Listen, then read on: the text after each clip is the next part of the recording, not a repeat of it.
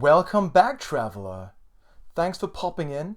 I thought I'd upload a video, just a quick update to tell you what's going on at the moment because I haven't been uploading any videos at the moment. And there's a good reason why. I also want to talk about my writing habits and especially them stopping since going back to work full time. So I want to talk about my writing habits, especially now that I can see both sides of the coin. If you don't know, I've been a teacher for the last 10 or more years, teaching English, and a lot of times people think that that's a great job in order to write. You got long holidays, I teach English, so I'm around books and literature all the time. However, I found that it's really difficult. So this year, my girlfriend allowed me to go part-time. I worked 2 days a week, Mondays and Fridays, and on the days that I wasn't working, I was writing. So I'm going to tell you a bit about my writing schedule and my sort of daily schedule that I was working with before I went full-time again, and I'll tell you some of those issues also. My writing timetable has changed quite a lot over the course of this year. And I came up with one that started working really well. So I'm going to tell you, and I'm going to post it up as well. So I would try and wake up at around 6:45. Usually as a teacher, I wake up at 6 anyway. So I wake up at 6:45 and have breakfast. And I would start writing around 7:30. And I would try to write for several hours until 11 o'clock. Sometimes I'd stretch it, go into 11:30, maybe 12. And here I wrote admin. So at 11 o'clock, do some admin, whether that's keeping up with work, sending some emails, just checking the bits and bobs. Sometimes, calling the gas company, the water company, whatever, paying your bills, that kind of stuff. At 11:30, I would read for 1 hour. It was a really nice habit of being able to write and then just go into reading, sort of unwinding. After that, I would do some exercise. I'd work out from 12:30 until 1:30. So about an hour workout where I would shower and then I would have lunch. So 1:30, shower, have lunch. After that, at 2:30, I would try to do media. So I tried doing all these different things on one single day, and I realized that cramming too much in is too difficult. So I split media, or my sort of online presence, into different things. So on Tuesday, it would be recording a video. On Wednesday, it would be editing that video. Thursday would be things like working on an online platform. This might be Instagram or Facebook, posting, researching different places you can advertise your work, really. So I would do that for about 2 hours, because recording always takes longer than you think. Editing, I've wasted hours editing, is crazy. And so at 4:30, I would then do research. So that might be looking into competitions, looking up how to, get an agent, looking more into the publishing industry, just sort of, seeing what other people are doing, how people have their own author pages, whatever it might be, but getting your teeth sunk into sort of the writing world. So ideally, I'd do that for about an hour and a half. I didn't want to spend too long doing that. And at 5 o'clock, that would be the end of my day. I'd do whatever I want. If I wanted to keep writing or reading or whatever, then 5 o'clock would be the cutoff. So that was my timetable for the most part, and it worked pretty well.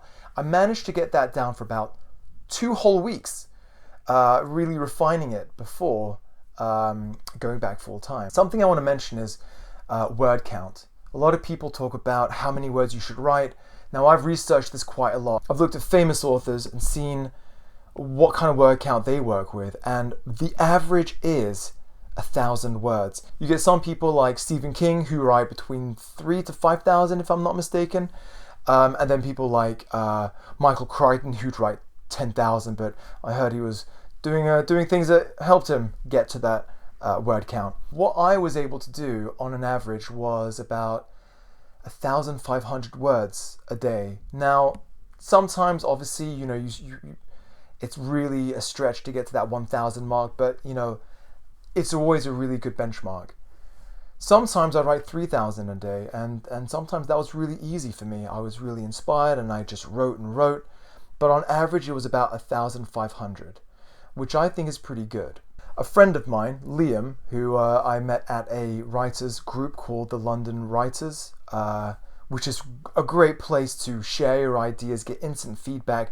And if you are a writer, I really recommend either finding a local writers group or an online writers group. It's such a great way to boost your writing, to boost your confidence, and just get proper feedback. So anyway, Liam told me that a lot of people boast about writing more than 1,000, more than 1,500, more than 2,000 words, and I can vouch for what he said. Is that when you get to that 2,000 mark, 3,000 mark, you start rambling. The writing process is difficult enough that it requires a lot of brain power, and there's a point where you shut off. You've overthought, you can't do anymore. So by the time you get to 2,500 words, you're just rambling. Sure, that's good if you want to put words down on a page, but you have to go back and edit that. So I've done that where I've written to 3,000 words and my brain is melting. And I don't recommend it. I really think stopping at a reasonable place, putting it to the side and coming back to it the next day is probably the best thing. Now, I'm making this video because, as you can see, I'm in my pink shirt. I've just come back from work. I went back full time just to help out until the end of the summer. And I've not written anything. I've not made YouTube videos. I've not read as much as I wanted to. And I just wanted to explore and discuss and also hear your opinions of how do you find your writing routine. I was talking to someone at the London Bridge Writers who said that they woke up at 5 o'clock every morning and they would write for about an hour and a half before going to work. For a teacher, I wake up at 6 o'clock and I have to get to school around by 7:30. So there's not a whole lot of time in the morning. I haven't tried it, and I maybe should, but maybe waking up early is the way to do it. I just know that I'd be so grouchy and it would ruin the rest of my day. The idea of coming back after teaching all day to write it's really difficult.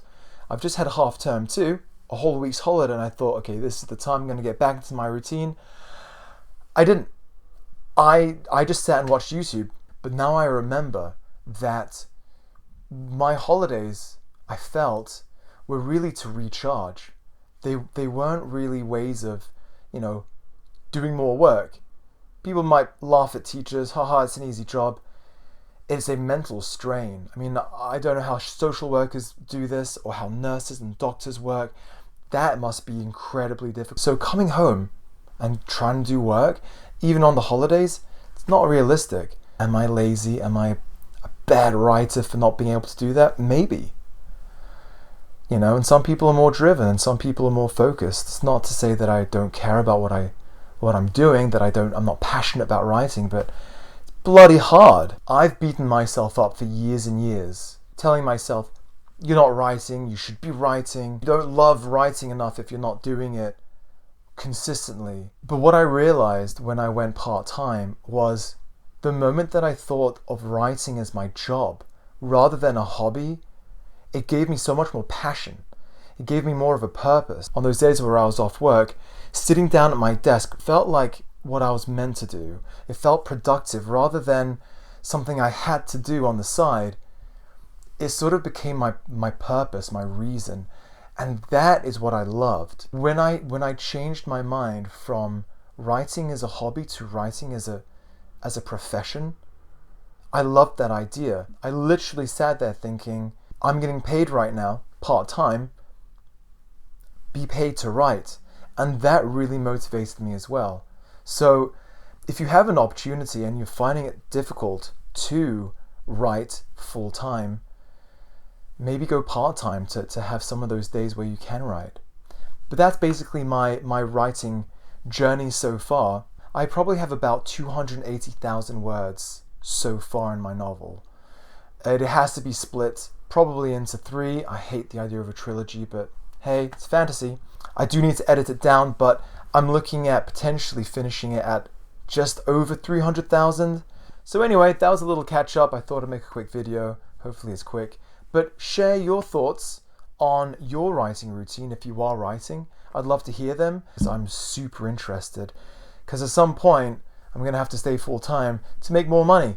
Being part-time just about pays the bills, and I can't go out and have fun. A new video should be coming up soon. I've recorded the Rime of the Ancient Mariner, and a friend is illustrating it. Hopefully it'll be done so I can show you his amazing work. But until then, safe travels.